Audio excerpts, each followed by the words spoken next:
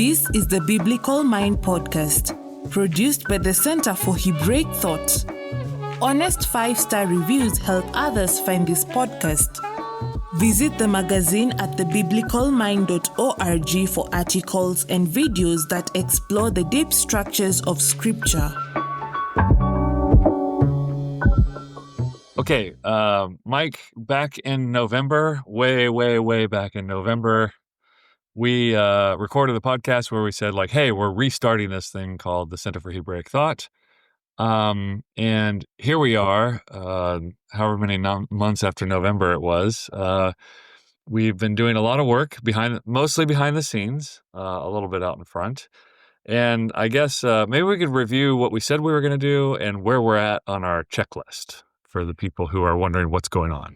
Yeah, we have been very busy. A lot of it has been behind the scenes, but some pretty significant things have been out there sort of for the community, both academic and lay, all together. So it was worth an update. Behind the scenes stuff, I'll just say very, very briefly, we filed our 501c3 paperwork with the IRS, so we are a legit independent nonprofit. We formed our board. We just formed the advisory council. So some significant things kind of behind the scenes that help drive our creative efforts, both as a hub and as a creator. So that's fantastic. And you might not necessarily see that stuff happening, but there's significant effort given by a number of different people towards those things. So that's behind the scenes. Yeah. But, and I will say, anybody who's ever formed a board and then tried to get people busy, you want good people on the board, which good people are busy, and then trying to get busy people to get together on the same night and participate in subcommittees. And it's actually been very comforting to me to see people who are very busy, who are hyper competent, give their time to help guide us and have, the insights and advice have been stellar. So absolutely. Yeah. Many hands makes light work. And then especially when you have great and capable hands like theirs speaking into this thing, it's been a blessing. Yeah. Now the forward-facing stuff, obviously, if you're listening to this podcast, that was like the first thing that we did was to get the podcast going again, to get really good, meaningful, timely interviews done with folks that are doing the research and putting it out there publicly. And that has been received very, very well, continuing to grow, the community through that tool. That is primarily aimed at a lay audience, although we love that scholars in the field are actually listening to this thing, excited to contribute to it themselves, using it in their classrooms. That's been a huge encouragement as well. And so, we were just talking, we re-kicked this thing off with, I think it was episode 175, and we're about to release episode 209. I think that's right. Yeah, somewhere around there. Yeah. We have more than that in queue, but yeah, 209. You're right. I think that's the Chris Wright interview. Yeah. So, really great stuff happening there. But we've also started to do our workshops again. So back in April, we did a workshop in Holland, Michigan, there on Hope College's campus, which was awesome. Yeah. And we're looking to do those at more, either churches or college campuses in the coming months and certainly next year. But we're actually really wanting to connect that work to our newly launched Hebraic Thought community. And so this was sort of a dream of both Dru and I, as we've said, that Hebraic Thought needs to not be a Dru thing. Mm-hmm. Hebraic Thought needs to not be a Dru and Mike thing. It really is our desire to see that as a movement in the church, in broader academia. And so we needed a place to connect the people that are actively practicing and contributing to Hebraic Thought. And so we created the community for that purpose that lives digitally, on Facebook, essentially. That the joke, tell me you're 45 without saying you're 45. well, you create a Facebook group. So we did. And that's where it lives. Makes it easy for people to connect. There's already a lot of people on that tool. So Yeah, a few hundred people we got within the first week or two. I was shocked. yeah. People were like ready to sign up for a Facebook group. Yeah, which is great. And so we sort of launched that like about 6 weeks ago, and have, as a part of that, dreamed of doing 4 main things, at least at the start. The first 2 are highlighting members of the community. So there are already people out there who are creating stuff that is right in line with Hebraic thought. And it can be papers and books, which is probably what you think of right off the bat. But you met a gentleman who had done like a huge art project inspired by the Bible at one of our workshops, right? Yeah, I get all kinds of things. In fact, I was got arts. We got this book was written in response to that article that we wrote with CT on behalf of the center, me and Selena, on daily devotions and whether people should still be doing daily devotional reading. I got a great article from a lay person the other day where she was working out an issue on the thinking of Scripture using a particular parable of Jesus. And the whole time saying, I'm not a trained person. I'm just a lay person. I'm reading it going, this is better than most, grad papers I read. And really thoughtful, and sermons. Someone who went to the workshop sent me a sermon they did on violence in the Bible, and I thought, wow, this is actually one of the best, most carefully constructed. Like for a 30-minute slot on violence in the Bible, I certainly couldn't have done it as well as this person had done it. So there's lots of people out there doing great stuff, and obviously you don't have to be a scholar to do biblical thinking very well. So.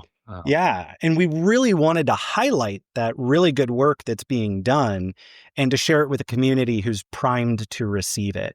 Because it's one thing to send that to, maybe your congregation, the people that you're rubbing elbows with in the pews who care about you relationally. It's another thing to send it to a community that understands what you're doing under the hood. And appreciates that.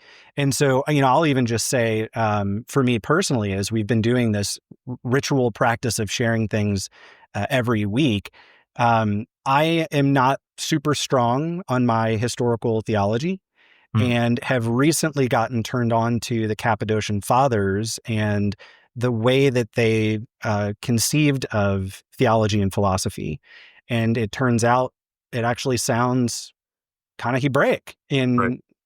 Many of the things that we would talk about, even as it's contrasted with Augustine. So that's kind of been blowing my mind lately. And I did not come up with that. That came as a fruit of the community. So we do that every week. Whether somebody has something to share or not, we make sure to at least create that opportunity. The next thing that's sort of community driven is what we call our weekend reading. So just as you head into the weekend, what resources are you learning from, and kind of cross-pollinating those things. So not necessarily something that you created yourself, but what are you learning from? And it doesn't have to be directly connected to Hebraic thought, but it meaning that it like showcases it. Right. So again, for instance, I was watching a series of lectures from Roy Clauser, who he's a neo-Calvinist guy, reformational philosophy. And so he goes in a different direction than we would say is Hebraic. But his starting point was actually where I learned about the Cappadocian Fathers. Right. And so there's a shared heritage there that we can absolutely affirm. And his first 19 lectures on that were awesome. Just the first 19. After that, really downhill. It goes downhill to episode 36, I think. Yeah, or whatever it is. 52, yeah. So, having that opportunity to kind of cross-pollinate and, hey, I hadn't even heard of that book that you're reading. Is it good? And to, really foster those communication between members in the community. Yeah, and I noticed lots of people were posting more what I consider like background or introductory material. So like people were posting that they're reading John Walton's work or something this weekend. Um, and I'm always interested because, I know John, he's a colleague, and I disagree with him about a lot of things.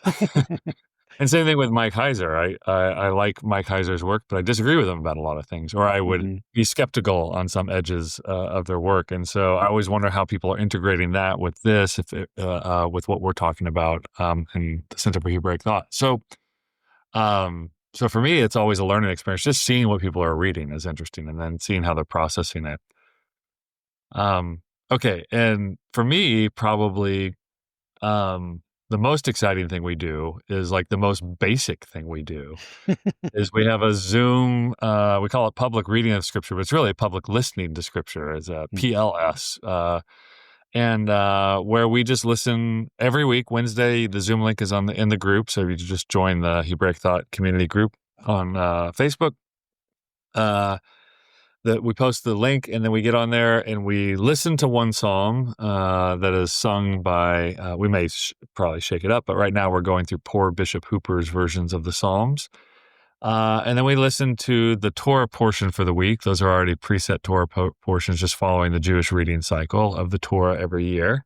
So a few chapters of the Torah portions, and then a few chapters of a gospel. We're going through Mark right now. We'll be done, I guess, in a couple of weeks.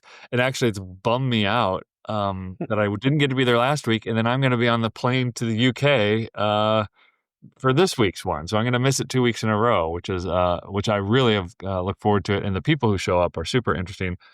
And I think it's fair to say, and then when we're done listening, we have discussion. Like, what did you hear? What perplexed you? What kind of questions do you have? And I think it's fair to say we are not short on discussion at all. And I get all kinds of, people are mentioning things I've never thought about before. And some things I'm a little embarrassed that I've never thought about them before. But yeah, it's fantastic. Yeah, it's been great. And I'm chuckling as you suggest changing the name to public listening of scripture. We actually probably really should make that change. We've been calling it PRS, public reading. But it is that discipline of leading or listening, and we should probably revisit that in just a second. But this doing that in community and recognizing that the listening experience is a different one altogether. And we jokingly have said every week we did not intentionally line up the gospel reading with the Torah portion, purely accidental, and yet there are just so many clear connections between what Jesus is doing and what is happening in the Torah portion. And not reading into the text, like clearly, like you can see direct echoes and parallels. And we started in Numbers of all. I was a little nervous about starting. Yeah. It turned out like to work really well.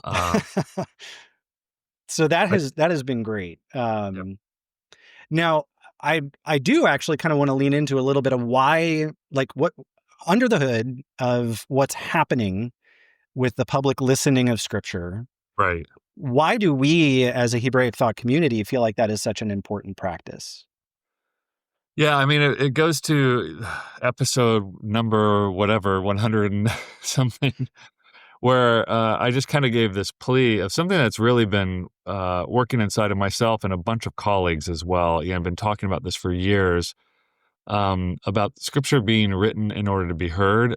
I know everybody has these views about the orality of scripture, that it was an oral tradition that was eventually written down. As a biblical scholar, it's very difficult to assess those kinds of claims as the veracity of them.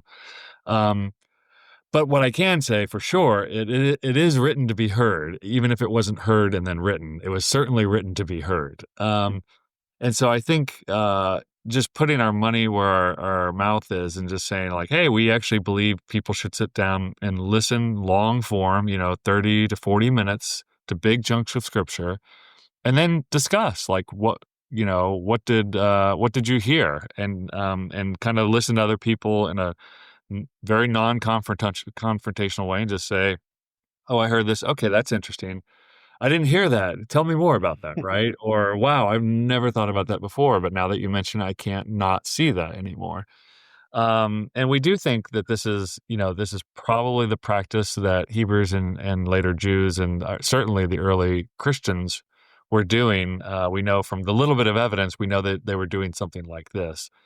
And I would say it's probably the practice that is most sadly absent from worship services and churches these days. And so if you're not getting it there, maybe you can get it here, and then maybe we can start little fires everywhere.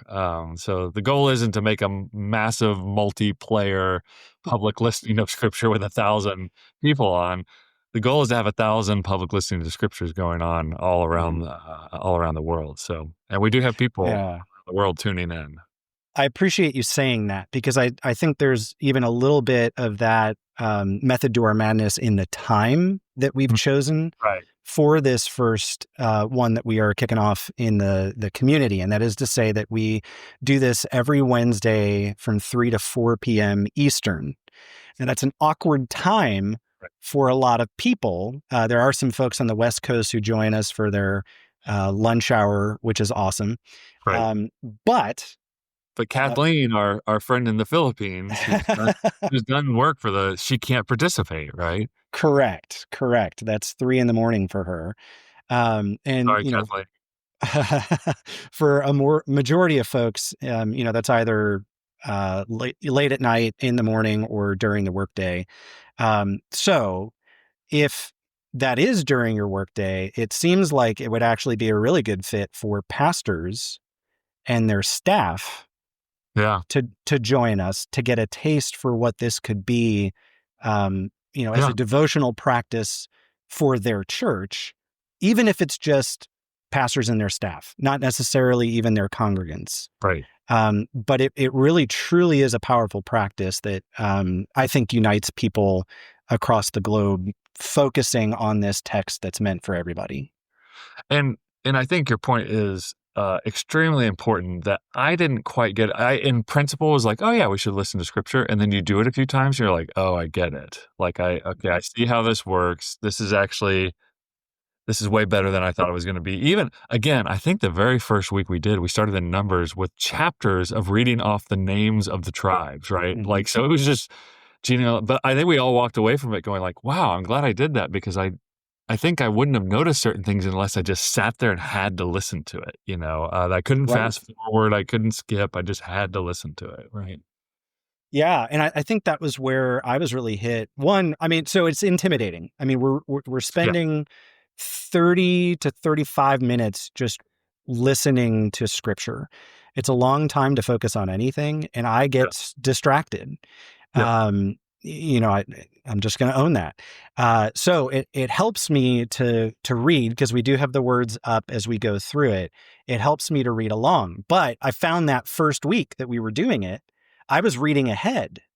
Oh, yeah. And reading ahead actually defeats the tension that reading it out loud and like participating with the person who's reading by not reading ahead. That it's tension like gets built. Subtitles on movies. And then, like, the key line pops up in the subtitle like 3 seconds before the person says it, So it does help me to focus, but I have to be sure to only read like the word as it's being read. So whereas I don't look at the screen at all. I just listen. Yeah. So, and there are different ways you could do it. We're doing it one way. Obviously, there are different ways. We're inspired by Grace and Mercy Foundation, who's really pushed public reading of scripture. Grace and Mercy really likes you to do it their way, and they'll give money to you if you do it exactly their way. But they're also very generous about like, hey, we're not copywriting anything here. We just want people to do this, so they don't care if you do it other ways. But they really push this as like an agenda for the church. Like, we need to be doing this. So that's something that if you're on the Hebraic Thought Community, HTC as we call it for short. Yes. You'll just see that pop up every week that we're going to be hopping on that Zoom. But yeah, I think it would be delightful if people do it for a little while with us and then go do it on their own, right? And we could even put those times and places on there as well. Absolutely. Yeah. And so real quick, then the fourth thing that we do infrequently, but perhaps more frequently in the future, is to actually invite scholars to come for Q&A sessions for the the Hebraic thought community. And so I think we've talked about one as we're concluding numbers, to have somebody who's written a commentary on numbers come in and speak with the community about that. And that's all that requires a little bit more planning. I think it's worth saying too that right now it's everything that is happening is all volunteer hours, mostly by you. I mean, you put in several hundred volunteer hours on the website, which we'll discuss in a second. But everything we do, from recording to the guests don't get paid. We don't get paid. Nobody's getting paid. But that's not sustainable, right? So at some point we do need to, and there are a group of people who are very generously giving recurring donations, but the goal is actually to be able to pay people for their labors, even though there will always be volunteer time baked into the system. And I'm happy to volunteer for it because I see it as a service. As long as it's good and it works for people, then I'm happy to volunteer. But not everybody can give that time. Like you have young children. My children are all grown, so I got nothing to do with my life outside of this kind of stuff. So. Yeah, I mean, it has been a passion project, and I've been blessed to be able to contribute to the mission. But yeah, so I guess we'll mention the website, and then I do want to circle back around to the donation piece because we are coming at a critical junction. So we just updated the website. Yeah, well, update is a mild term. We rebuilt the website from scratch. You did. We right? did. We to did. Say it like Yoda. Yeah. So in order to update it, we basically had to rebuild it from scratch for a variety of reasons that we won't get into, lest we bore everyone on the podcast. Right. But it is new. It released about an hour before we started filming this. I think this podcast will come out in a week or two. Right. So it'll be old news by then. But a lot of effort went into that. And the reason that we did that was because we wanted to make our past articles, our past podcasts, our past videos and books, things that we've highlighted and curated and created. We wanted to make them as easily accessible and easy to search. There's some really good stuff in there. Yeah. And as it had grown organically over time, things had just kind of gotten lost in the shuffle, which is okay, and that's to be expected. But to bring that kind of up to current standards, we re-engineered the whole thing, and that is now live. So the main thing that we did that you'll see from the front is that we've split and made very clear the distinction between HebraicThought.org and thebiblicalmind.org. Whereas before that was kind of navigationally a little confusing. Now I should clarify what those two. So HebraicThought.org is more the scholarly side, where we're inviting scholars to participate in certain things, and Biblical Mind is more for lay people. Even though I know lots of scholars listen to the Biblical Mind podcast, and they probably read our articles. A lot of them use these articles for on the Biblical Mind that are really for lay people, and maybe even for undergrads or seminary students. Mm-hmm. They'll assign these in their classes. We know that because we can see on the back end, 30, 40 colleges and universities and seminaries are using these articles in their classes. But we do have to give a note that with the new website, you might need to check the link and make sure the link still works. And if not, just shoot us an email and we'll fix it. Yeah. Thank you for that, because that's a pretty critical point in sort of separating of the two sites to make it more clear.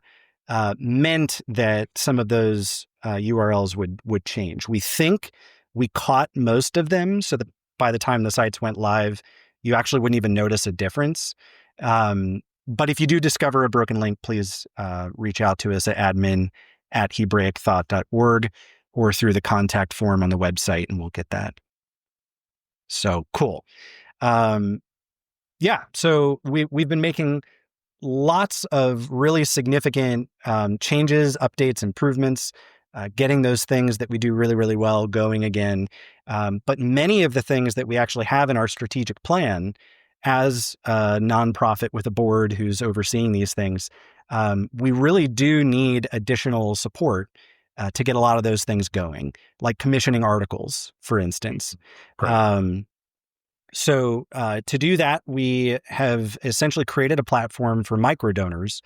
Those folks that listen to us, those folks that read our stuff and love it and want to contribute to that, you can go to HebraicThought.org or thebiblicalmind.org/give and contribute to the mission that way through one of two means. One is a one-time gift, or you can go through to the recurring donor page. We've actually created a book series to give to our recurring donors as a thank you for not just giving that one time, but for really partnering in this work.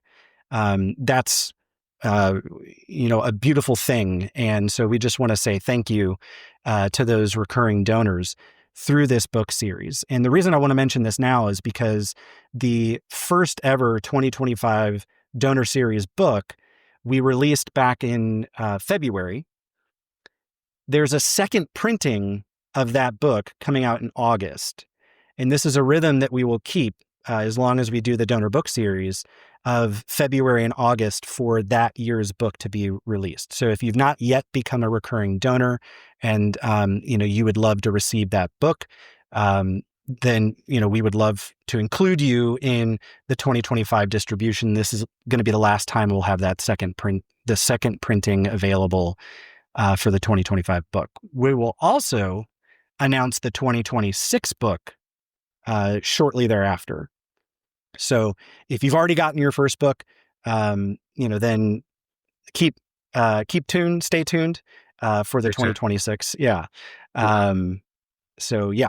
Was there anything else you wanted to say on that piece of things?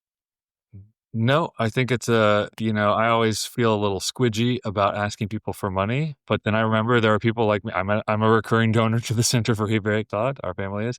But I always remember there's people that are like grateful and glad to give, just as I am grateful and glad to give to the various things that I give to. So this is not an NPR drive where we're just going to keep on hammering this for hours and hours. It really is just to find those people who are grateful and are glad to give to this work. And for everybody else, you're off the hook. No worries. Yes. Cool. Well, I think that's all the updates we had, right? That's all the updates. So also, if we are looking at a season, I think finally we want to say for workshops, we had this one workshop, which we've done workshops in the past. They've been a lot smaller and more local in the New York City area, Washington, D.C., and Philly. But I think we want to start doing workshops again, and that, pastors might consider whether they want to host one of those. We learned a lot from the one we did here, which is the first time where people drove in from all over and got a bunch of people who didn't know each other, got really good critical feedback. I think we've got it in tip-top shape now, what we need to do differently and better. But I think even what we did was pretty good and people enjoyed. So yeah, if you're someone who's interested in thinking about like, oh, that would be great to host a workshop in our city, then we feel free to reach out and we'll talk to you about it. So, and outside of that, I think stay tuned on the website for anything upcoming, anything new. Absolutely. All right. Thanks, Mike. Thanks, Drew. You've been listening to the Biblical Mind podcast, exploring the deep structures of Christian scripture. For more, visit the magazine at thebiblicalmind.org. Subscribe to this podcast at all the usual places so you never miss an episode.